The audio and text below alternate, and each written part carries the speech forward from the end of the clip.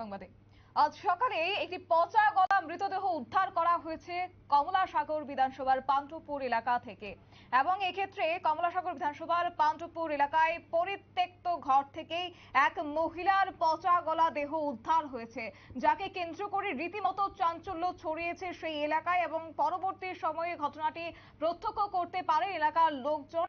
এক প্রকার বলা যায় দুর্গন্ধ বের হওয়াতে এলাকাবাসীরা সঙ্গে সঙ্গে সেখানে ছুটে যায় এবং ঘটনাস্থলে এই অবস্থা দেখতে পেয়ে পরবর্তী সময়ে পুলিশকে খবর দেওয়া হয় এবং ঘটনাস্থলে আমতলী থানার পুলিশ তৎক্ষণাৎ ছুটে আসে। তবে এই মহিলার পরিচয় পত্র এখনো পাওয়া যায়নি। কে সেই মহিলা, কোথা থেকেই বা আসলো, গোটা বিষয়কে কেন্দ্র করে কিন্তু এক প্রকার রহস্য সৃষ্টি হয়েছে।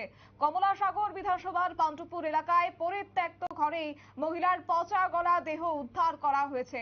গোটা বিষয়কে ঘিরে এখনো পর্যন্ত কি আপডেট রয়েছে, কি বলছেন তারা, শুনুন।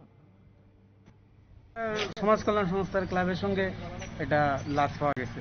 কে বা কি কেউ কিছু চিনে না, এটা দুর্গন্ধ বাইরেছে। তো এই ফুলাপান গিয়া দেখছে যে মানে লাশ একটা, এটা পুলিশে খবর দিছে। পুলিশ আইসা সেটা দেখতেছে তারা। আমরা দিকে একটা লোক মিসিং হয়ে রয়েছে অনেকদিন ধরে, কইতেছে এই পরিবারের নি, পরিবারের লোক তো আনছে শনাক্তকরণের লেগে, কিন্তু এই পরিবারের লোকও না। মানে যে লাশটা পাওয়া গেছে এটা মহিলা না পুরুষ? এটা মহিলা। বয়স কেমন হতে পারে? বয়স 45।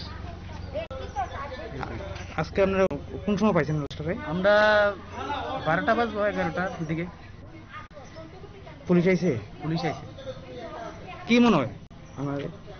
পাগল টাগল হইতে পারে, কেনে দিকে পুটলা পাটলি সবকিছু সাইডে ঘুরে রয়েছে। এই জায়গাটার নাম কি যেখানে লাশটা পাওয়া গেছে? পান্ডুপুর। শেখেরকুট পান্ডুপুর। শেখেরকুট পান্ডুপুর।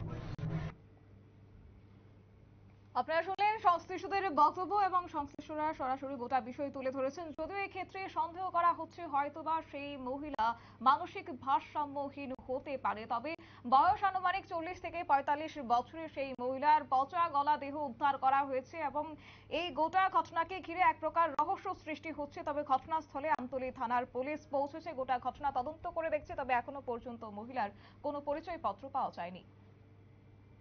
নিয়ে নিচ্ছে ছোট্ট একটি বিজ্ঞাপন বিরতি, সঙ্গে থাকুন।